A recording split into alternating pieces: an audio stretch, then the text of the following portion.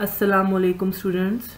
Today we are starting another chapter related to the history of Pakistan from your class 7 social studies book, that is secondary social studies for Pakistan book 2. This is your chapter number 16, the road to independence.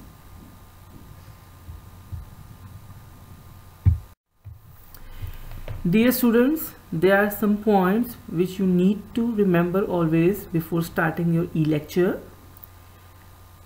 Please always keep your book open in front of you before starting the lecture. It will be very beneficial for you to comprehend the topic.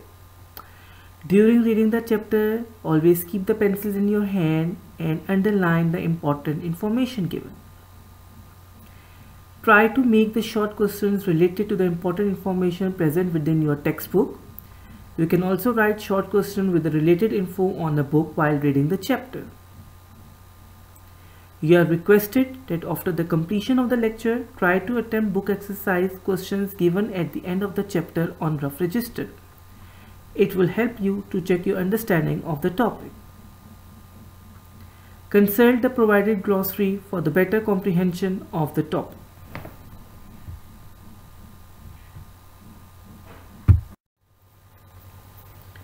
While studying chapter number 16, dear students, you will came across some new terms and terminologies. For your better understanding of the topic, the meaning of those new terms and terminologies has been mentioned here. Like self-government, which means a government of the country by its own people, especially after having been a colony. Electorate, it means all the people in the country or an area who are entitled to vote in election. Legislative, it means having a power to make a law. By federation, we means a group of states with a central government but independent in internal affairs. Dominion means self-governing territories. Cabinet is the committee of the senior ministers responsible for controlling the government policy. Inshallah Ta'ala students, by the end of the chapter 16, you all will be able to understand the importance of the main historical events from 1914 till 1935 in the creation of Pakistan. You will be able to understand the role of Muslim League and the Indian National Congress.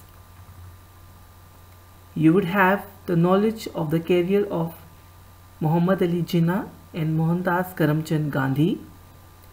You will be also able to understand the important clauses of the Montfort reforms and the Kites 14 point.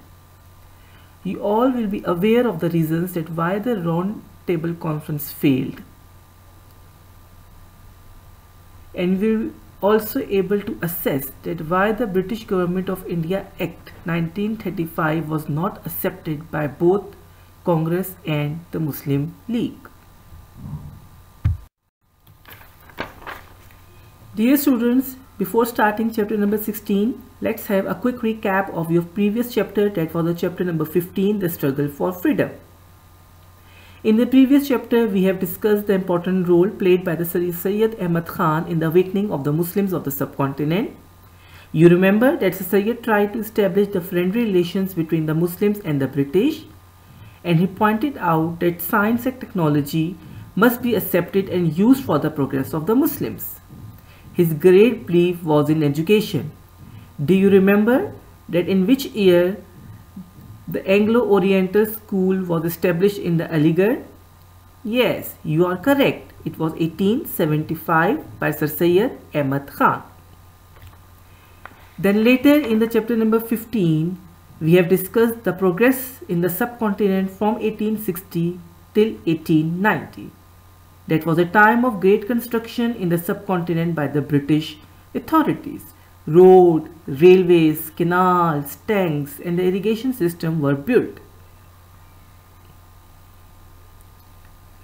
Political awakening of the Muslims of the subcontinent started with the formation of the Indian National Congress in 1885. The Indian National Congress provided a platform to the people of the subcontinent, to the Indians of the subcontinent, to talk about their social and political matters. Later on in 1892, Indian Council Act was approved. It was an important act as it allowed Indians to be elected to the Viceroy Legislative Council. Then in chapter 15, we have also discussed about the second great step towards the eventual independence, and that was the Morley-Minto reforms of 1909, in which all the provinces were allowed to have their own regional government with elected as well as appointed members. So by this recap of chapter 15, I think you all will be able to answer the two questions mentioned over here. Can you answer now that why the Indian Council Act of 1861 regarded as the first real step towards independence? Yes, you are correct, because it allowed some Indians to be on the Viceroy Legislative Council through nomination. And you also know the answer to the question number 2, that which reform was a great step towards the independence? Yes, the Morley-Minto reforms of 1909 was a great step towards the independence. After the recap of the chapter number 15, we are starting today with the next chapter, that is chapter number 16, The Road to Independence. In chapter number 16, The Road to Independence, we are going to study the historical events that took place from 1914 till 1935 and which played an essential and important role in the creation of a Pakistan on 14th August 1947. We will start with the effects of the First World War on the political scene of the subcontinent, then the Montfort reforms which were introduced by the British, and the Kite 14 points presented by the Quaid-e-Azam in 1929, which played an important role in the struggle for the independence. Then we will also study about the reasons that why the Round Table Conferences 1930 till 1932 and the Government of India Act 1935 were rejected by both the Congress and the Muslim League. Let's start today with the page 75 and of the chapter number 16.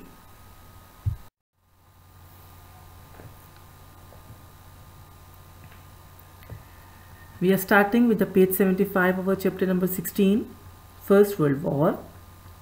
We know that the First World War started in 1914 and it finished in 1918. During the First World War, Indian troops played a large part in the fighting, especially in the Mesopotamia, which is the present-day Iraq, where the Muslim soldiers were fighting against the fellow Muslim Turks.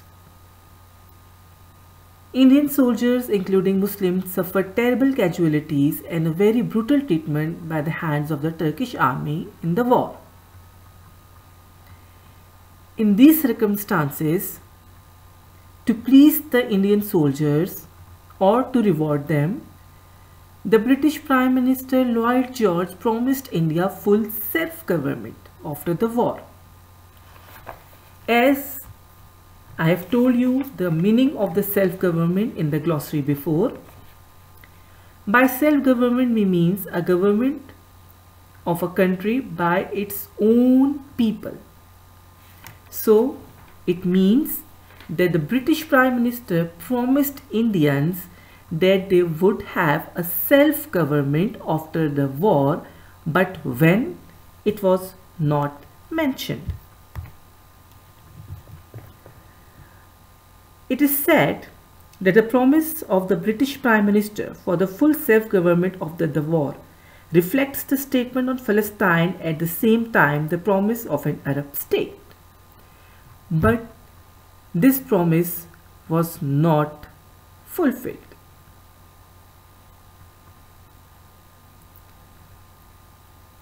The Muslims of the subcontinent established a party by the name of the Muslim League in 1906, before the First World War. But Muslim League gained its popularity as Quaid-e-Azam joined it in 1913. Muslim League was established as a counterbalance to the Indian National Congress and to talk about the rights of the Muslims living in the subcontinent. Quaid joined Muslim League in 1913 and became its president after 3 years.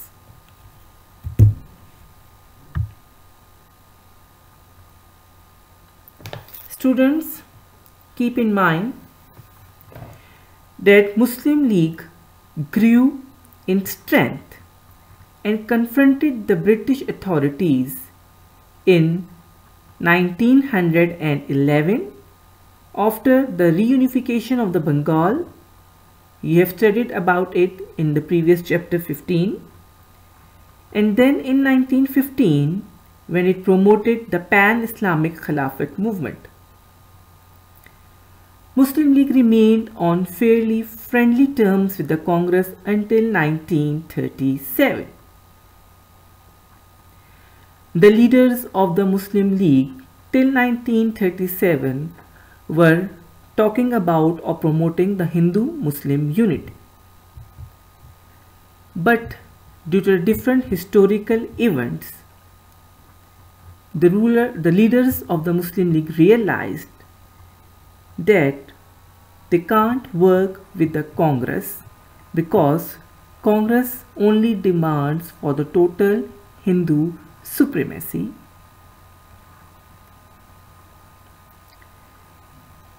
Let's come towards the Muslim League again. Initially, the League was not a popular movement. In 1927, it had only 1300 members. And at the very famous Allahabad Address in 1930, only 75 members were present. But later on, Muslim League got popularity in whole of the subcontinent, especially after the presidentship of Quaid-e-Azam. Now, let's talk about the role of Jinnah in the struggle for independence. Quaid-e-Azam, or Mr. Jinnah, was a strong supporter of Hindu-Muslim unity. Therefore, he got the title of Ambassador of Peace in 1916 after the Lucknow Pact. And what happened in the Lucknow Pact? In Lucknow Pact, Quaid-e-Azam got the right of the separate electorates for the Muslims acknowledged by the Hindus as well as by the British. You remember the meaning of electorates? It means that the people living in a particular area are entitled to vote. So by separate electorate, Quaid-e-Azam got the right that the areas where the Muslims are in majority, they would have their own Muslim leaders as a representative in the elections. This was a big success, and Quaid-e-Azam got the title of the Ambassador of Peace. Quaid-e-Azam was leading Muslim League, and On the same time, Indian National Congress was led by Mr. Mohandas Karamchand Gandhi, who was to dominate the Indian politics until partition and came to India to lead the Hindus.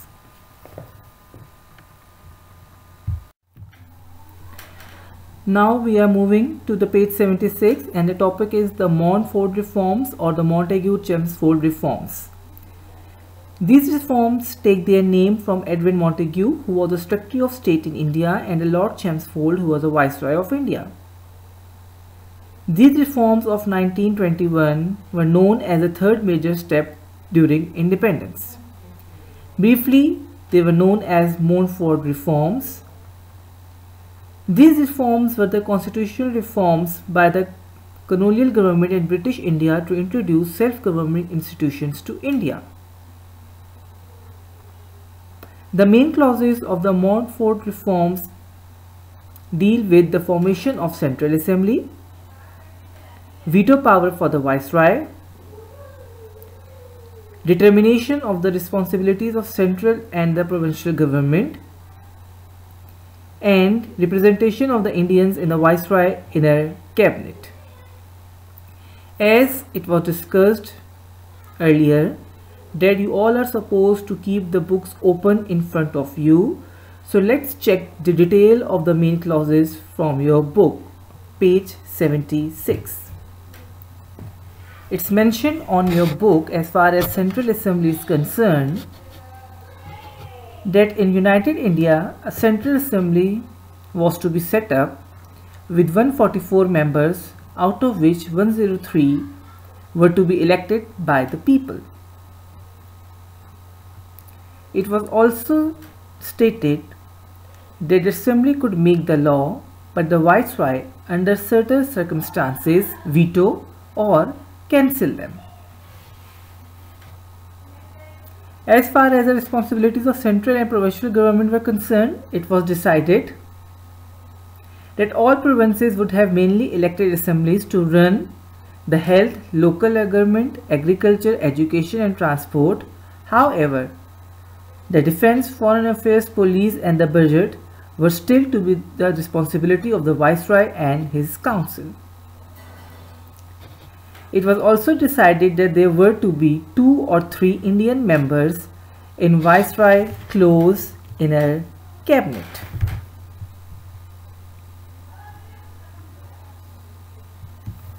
The Montfort reforms were certainly a step in the right direction. But one weakness was in the franchise, which was based on a university degree, property ownership and the payment of income, house or land taxes. This excluded countless millions of the Muslims who, in general, were poor agricultural laborers, whereas in some areas the Sikhs were overrepresented.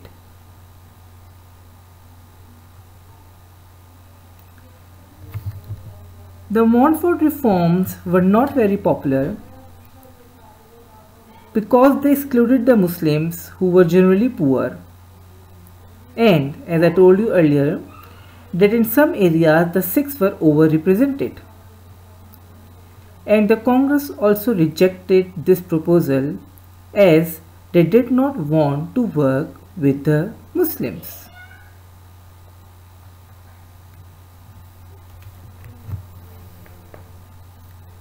The Congress rejected the reforms because they also want complete power for Hindus under the leadership of Gandhi, Nehru and the extremist Hindu leader Tilak. On the Muslim side, both Jinnah and Iqbal wanted to work with Congress and stay united, but Congress rejected. If you look at the book exercise of this chapter, which is on page number 78, there is a question number 1, that why do you think but the Montfort reforms were not very popular. I have told you the answer to this particular question. You need to focus on this topic and find out the answer by your own self. Inshallah Ta'ala, students, in our next session we will be starting from the next topic. It is a Qaid 14's point, the same page number 76. Until then, Allah Hafiz and take care of yourself.